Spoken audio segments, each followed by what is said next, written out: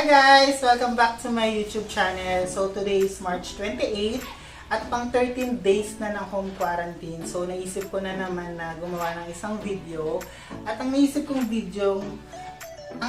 gawing video ngayon ay gumawa ng chocolate chip cookies na paborito ko, na alam kong paborito nyo rin. At ipapakita ko sa inyo yung version ko nito. So bago ko ipakita yung mga ingredients nito, magsusuot muna ako ng apron.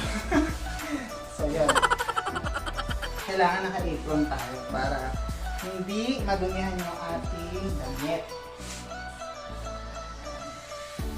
So ngayon, ipapakita ko naman sa inyo yung mga gagamitin nating ingredients para sa chocolate chip cookies. So, ito na siya. So, papakita ko na sa inyo guys yung mga gagamitin natin ingredients para sa chocolate chip cookies. So, ito yung una is, meron tayong butter, soft butter, pinalambot ko na siya kanina. Meron tayong white sugar, meron tayong light brown sugar, meron tayong egg, meron tayong flour, na sinip ko na siya kanina. Then, nilagay ko na yung mga kailangan dito na baking powder tsaka salt. Meron din tayong vanilla. At ito yung pinakakailangan natin is yung chocolate chip na from Hershey Kitchen na chocolate milk chip cookies. Then meron din tayong walnuts. Ito guys, optional lang naman kung gusto yung lagyan. Ito yung mga gagamitin natin mga equipment. Yung mixer bowl, spatula, tsaka yung tray na gagamitin natin para sa cookies. Then, syempre, lalagyan natin siya ng parchment paper. So, ayun na guys. So, ayan na lahat yung mga gagamitin natin para sa gagawin natin. So, ayun na nga guys. Sisimulan na natin yung paggawa ng chocolate chip cookies. So, unahin natin yung butter. Lagay natin siya sa bowl. Yan. Lagay muna natin yung butter. Then, after ng butter, i-mix natin yung mixer. Ayan. Then, pagtapos ng butter, sugar naman, white sugar.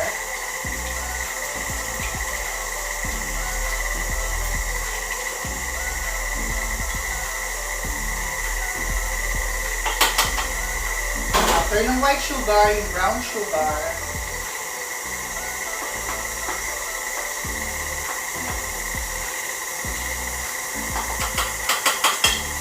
Then, mix natin siya hanggang sa maging creamy siya. Pagka naging creamy na siya guys, susunod natin yung egg. So, kailangan natin siya maging creamy. Habang ginagawa ko pala ito, binuksan ko na yung oven ng 325 degrees, yung init niya, Fahrenheit.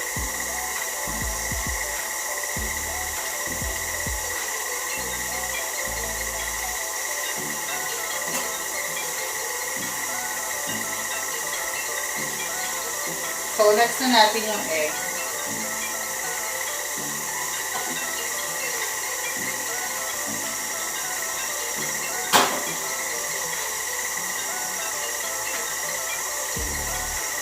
Beat natin siyang mabuti. Para mamili siya.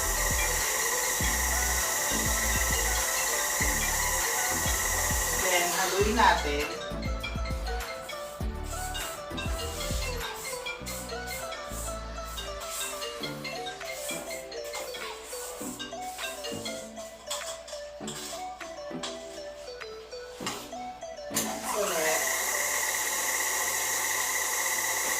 So, kamusta na kayo dyan guys sa mga bahay niyo? Panigurado na bored na rin kayo. Then, susunod natin yung flour.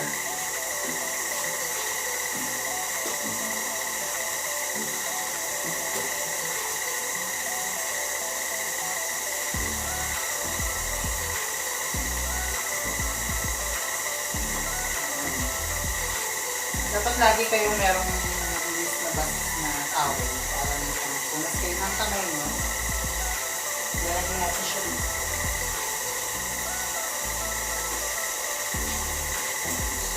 pwede na natin lagay yung flour. So, inaan natin yung mixer para hindi siya sumabo, magkala.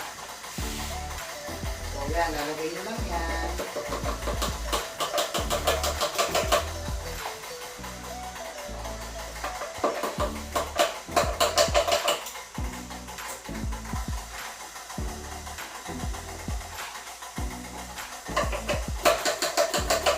So, tayo lang natin siyang para maging dough yung itsura niya. Saka natin lalagay yung chocolate chip.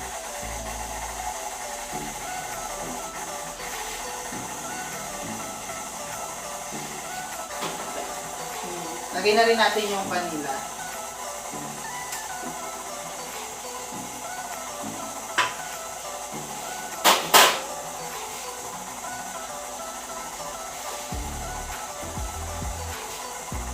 Sunod na natin yung chocolate chip. Kakamayin ko na lang. Nagbugas naman po ako ng kamay bago ako nag-start.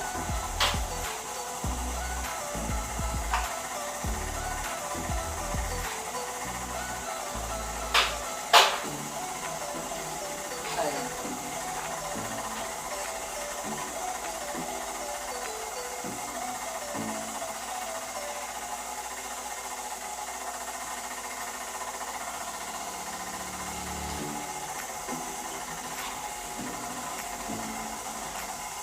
Ayan.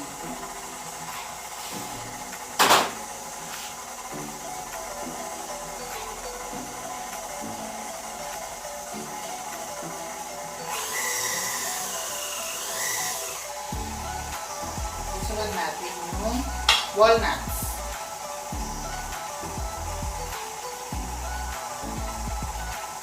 Ayan.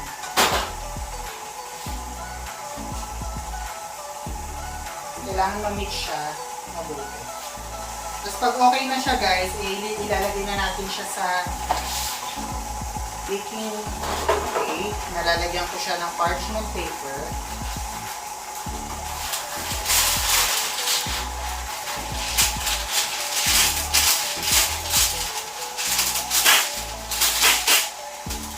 Ayan, lalagyan natin siya dyan.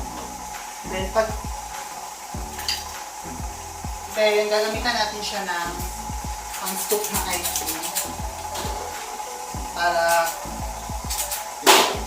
So, konti na lang to guys at matatapos na.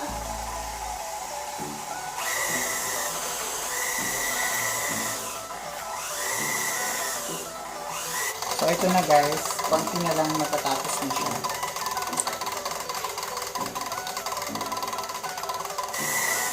So, yun na guys. Papatayin ko na yung mixer. Ngayon, maglalagay na po ako ng cookies sa tray na may parchment paper para hindi siya magdikit. Malalaking cookies po yung gagawin ko para masarap. Sa isang tray, 9 na cookies lang para hindi siya magdikit-dikit.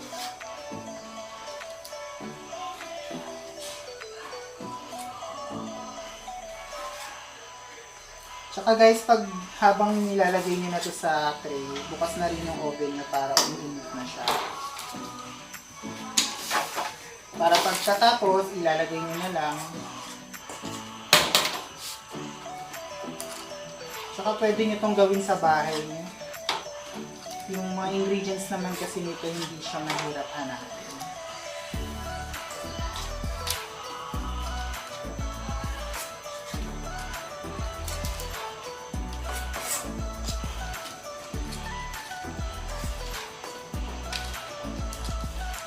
So, ito na, matatapos na.